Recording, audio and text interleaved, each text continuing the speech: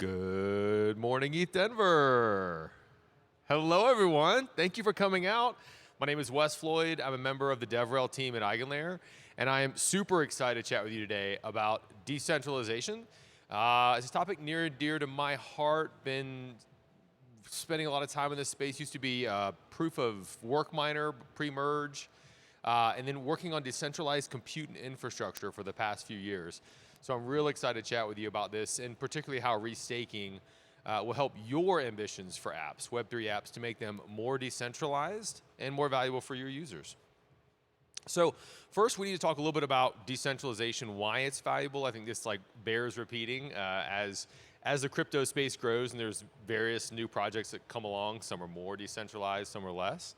And we'll talk about the challenges, a solution that we have with restaking.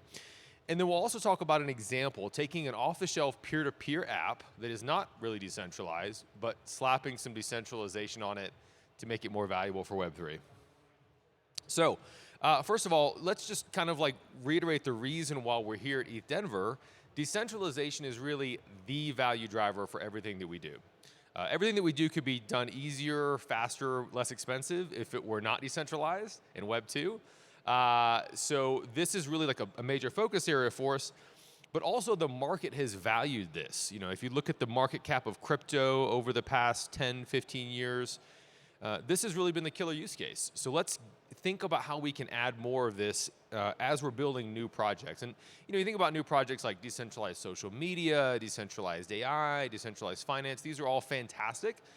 And today, people have to start building these projects with somewhat limited tools. Web3 technology beyond the EVM is still in its infancy. And so our focus is helping build these advanced infrastructure off-chain systems, but with all the goodness and benefits of decentralization. So the decentralization is fun and it's fantastic, but it's also expensive. It's very difficult to build fully decentralized systems. There's a couple reasons for this. If you want to build a new decentralized app, you will need to raise potentially a significant amount of capital, especially if your app is supporting a large amount of capital. If you're building a bridge that secures $1 billion worth of assets, you're going to need to have a lot of assets at stake in a proof of stake system to secure it.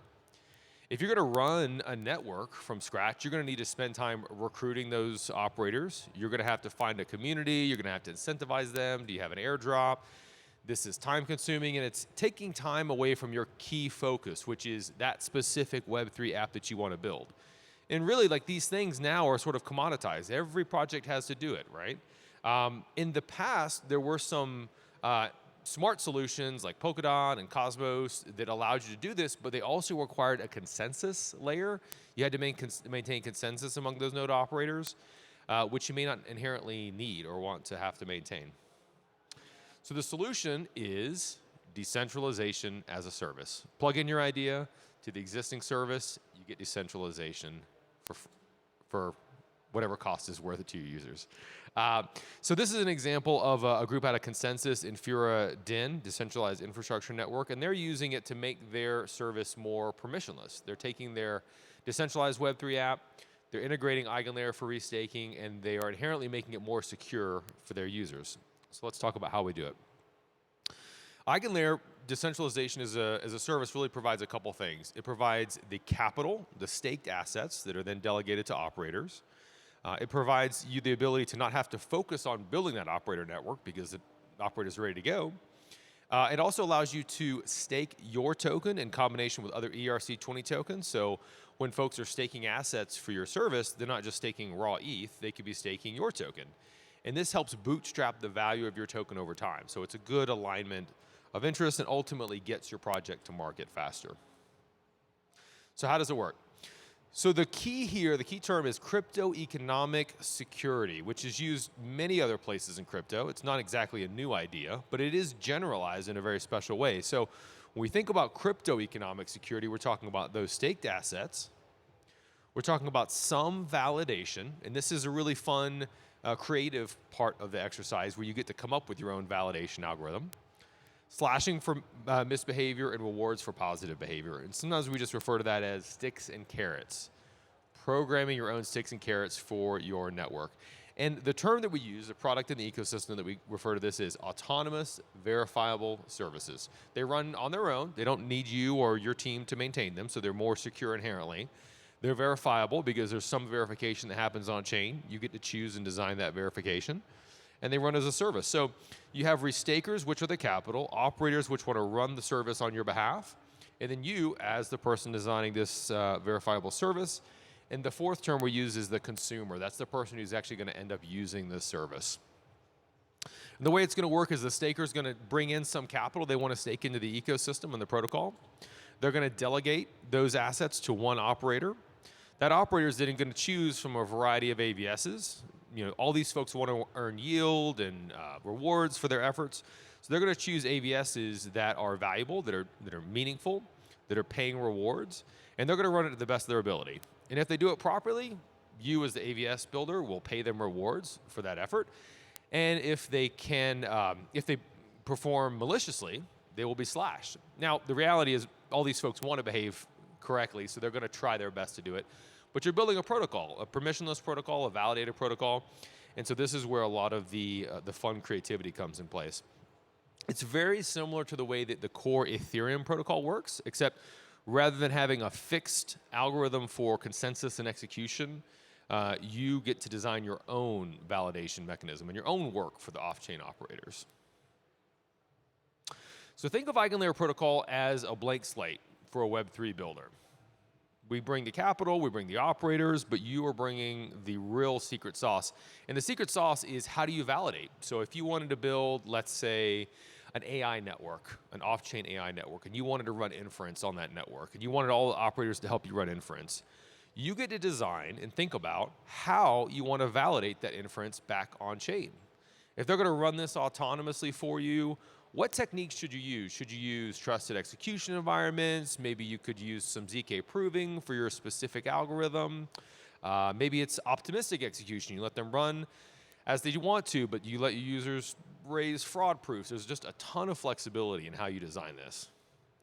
And when you put these together, you have a beautifully decentralized Web3 service. This is what we're trying to enable for the community.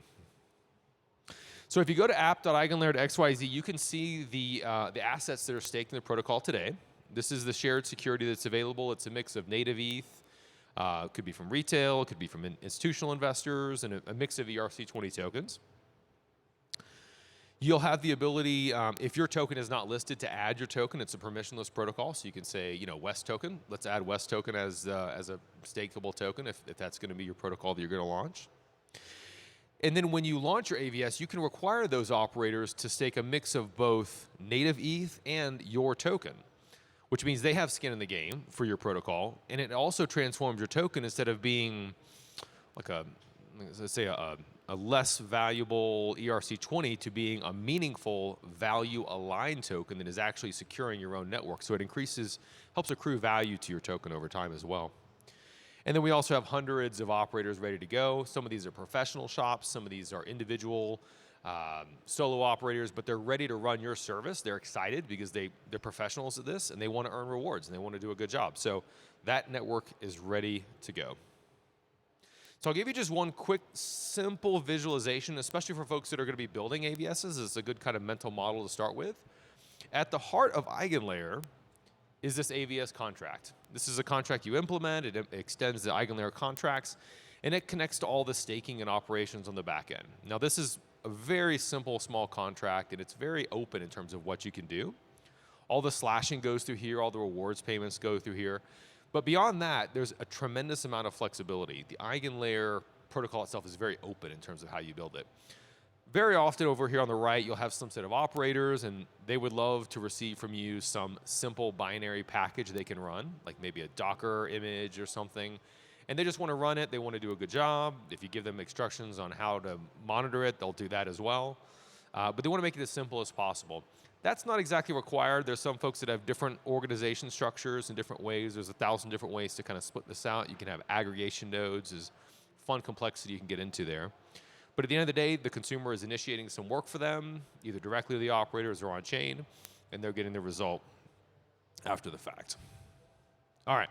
So what are folks building on EigenLayer? Over the past year, there's been a lot of investment in, I would say, almost Ethereum native services. So a lot of roll-up services, MEVs, bridges. These are folks in the community that were already building off-chain services, but they were underserved in the sense that a lot of what they were trying to build, there weren't native, easy ways for them to validate them on-chain.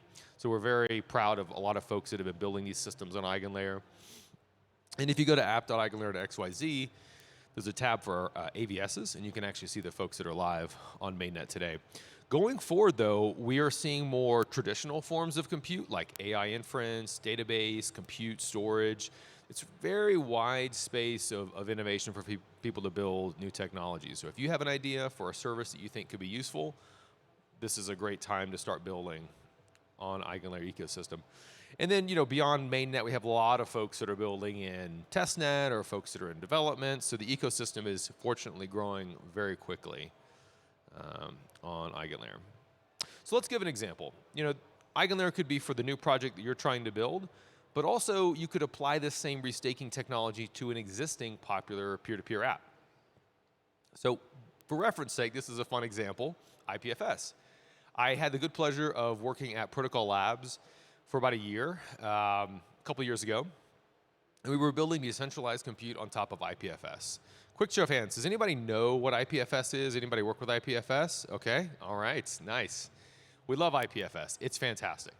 But it was built so that it does not inherently natively have incentives for proper behavior and sort of, you could run, there's great services like Pinata and Web3 storage, you could host it yourself, but none of these things are crypto native in the sense that you would just send currency to some wallet address and say, pin this file, and then it automatically be pinned on the back end.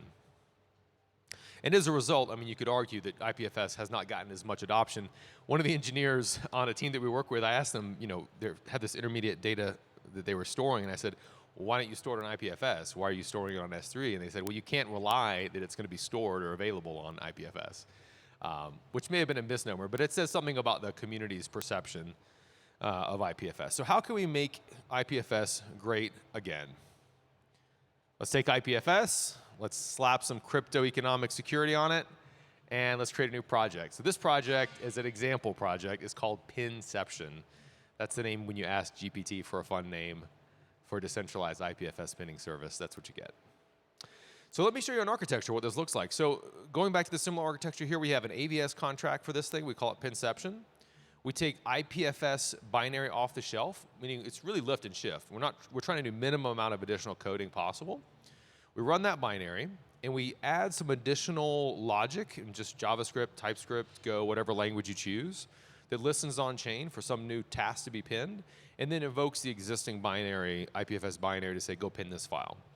And if you give that to a large number of operators and you crypto incentivize them to run this, you now have a decentralized network of IPFS pinning services. So lightweight code, off-the-shelf Docker container, and then you can orchestrate it to make it as easy as you like for these folks. And this code is actually up and available. Please do check it out at GitHub. Search for Pinception. It's a fun example, built off of our Hello World example for EigenLayer. All right. So just to recap everything, decentralization is a journey, and I think folks building in the space have fantastic, ambitious ideas. Please don't think of decentralization as a binary thing. It's a process. Ideally, you'd have a roadmap for decentralization. You start doing the best you can, and you add in pieces, decentralize them over time. And we want to be a part of helping in that journey. So if you're interested in taking next steps, we have a really nice, simple Hello World example you can run on GitHub. It's available. We've got docs. You can start building your own AVS. You can reach out to us. I'd love to chat with you if you have ideas about building AVSs. And then you can sign up for our community at Build on Eigen. And that is all I have for today. Thank you guys so much for having us. Good luck building. Cheers.